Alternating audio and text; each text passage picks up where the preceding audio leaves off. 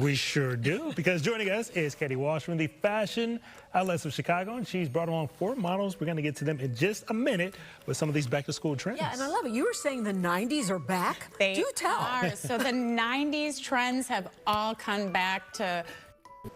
We run, we travel, we go to work. But can our clothes do that too?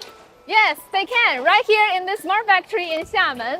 With the help of smart technologies, making clothes is much easier and more efficient.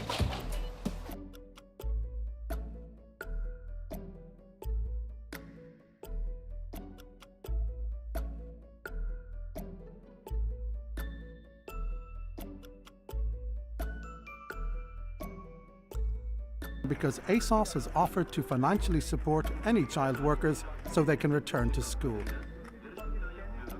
In total, Panorama found evidence of Syrian refugees working illegally on clothes for 5 major brands. We don't really think about what our clothes are made of. We think about how they look, how they fit, and how they make us feel. Fashion sells fantasy, and fantasy is great at hiding the ingredient list. This isn't a don't wear your clothes video. I wear clothes, everyone does. What's interesting isn't fashion itself, it's what we are never told was inside it. Welcome back to Beyond Surface Level, where we reveal what's hidden and question what we're told. Today, we're looking at the fashion system from the inside out. Not to make anyone feel guilty for what they wear, but to understand the materials, chemicals, and economics behind why clothing has become so synthetic, so fast, and so disposable. Fashion used to be mainly fabric. Today, it's increasingly chemistry. Polymers, finishes, coatings, dyes, flame retardants, and microplastics designed for speed and mass production.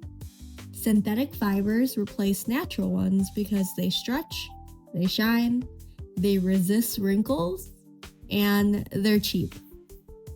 Polyester alone has become the Barbie dream house of modern textiles: plastic, shiny, customizable, and everywhere. But polyester isn't just fabric, it's pet plastic. Similar to beverage bottles, except bottles aren't worn against your skin for 10 plus hours a day. Industrial scale needed chemistry to make clothing faster, trendier, and disposable. Fashion stopped being purely aesthetic.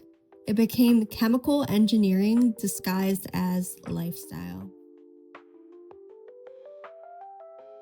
Under the hood, clothing can contain PFAS for water and stain resistance, also known as forever chemicals because they don't break down at all. They present in jackets, leggings, uniforms, and performance fabrics. Next, we have the anti-wrinkle finishes. These often use formaldehyde-based treatments for crisp shirts. Then there's azo and color-fast dyes. Neons, blacks, and Barbie pinks lock in with nitrogen-based dye systems.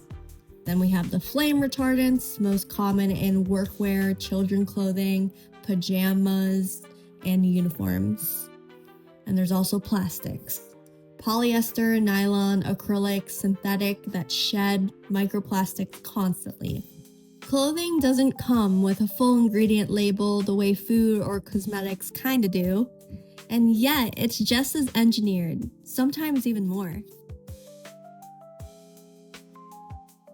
Skin is the body's largest organ, and clothing is its longest, closest contact material.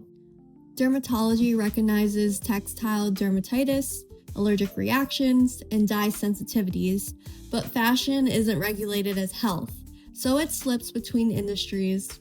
Common responses include eczema flare-ups, rashes, irritation, dye allergies, synthetic sensitivities. People rarely connect their irritations to textiles because the marketing frames clothing as comfort and self-expression, not chemistry. Every polyester garment sheds microfibers through movement, friction, and especially washing. A single load of laundry can release hundreds of thousands of microfibers into water systems. Those fibers enter rivers, oceans, and ultimately the food chains. Microplastics have been found in human lungs, blood, and placenta tissue. Not because people chew on shirts, but because plastics move through systems we don't see. Fashion isn't the only source, but it's a major one that rarely gets mentioned. Consumers experience fashion as novelty, but disposal is the real plot twist. Fast fashion moves quickly through trends and slowly through decomposition. Synthetic fibers don't biodegrade, and natural fibers treated with chemical finishes degrade much slower than their raw forms. Landfills in places like Cantamanto in Ghana or Atacama Desert in Chile receive Western textile waste by the ton. Much of it is unsellable, unwearable, or damaged. Burning clothing releases toxins and particle matter. Burial releases microfibers into soil and water. Exporting shifts consequences geographically, not materially. The paradox of fashion is that trends disappear quickly, but the garments themselves don't.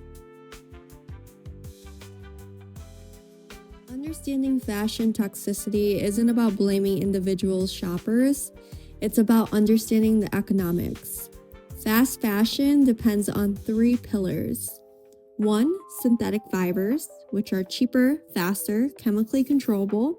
At number 2, we have trend acceleration. Short cycles mean constant purchasing. And then number 3, cost and visibility. Environmental plus chemical impacts are externalized. Cleaner clothing exists, but it costs more to produce, has longer lead times, and isn't compatible with ultra-fast market cycles. Fashion brands have little incentive to reveal chemical inputs because transparency slows consumption and raises questions. This isn't a moral failure, it's a market design. Systems don't change because they're doing exactly what they are designed to do. Sell more at a lower cost. At the end of the day, it's all about awareness. Practical shifts include choosing more natural fibers, such as cotton, linen, hemp, wool. You can start supporting cleaner textile brands, doing your research. You could look into washing synthetics with microfiber bags or filters, start buying resale or vintage, or just try repairing instead of replacing. None of these will save the world alone, but they collectively signal demand for alternatives. Fashion doesn't change because we feel guilty. It changes when curiosity and demand force new incentives. Clothing has always been about identity, but identity doesn't have to be blind to material reality. We're not expected to know everything inside our closets. Most of it was designed to operate outside consumer awareness, chemically, geographically, and economically. But research goes a long way, and cleaner design grows when consumers ask better questions. If you found this video interesting, share it with a friend who dresses well or fast. Like and subscribe for more videos where we reveal what's hidden and question what we're told. Much love, and I'll see you next Sunday.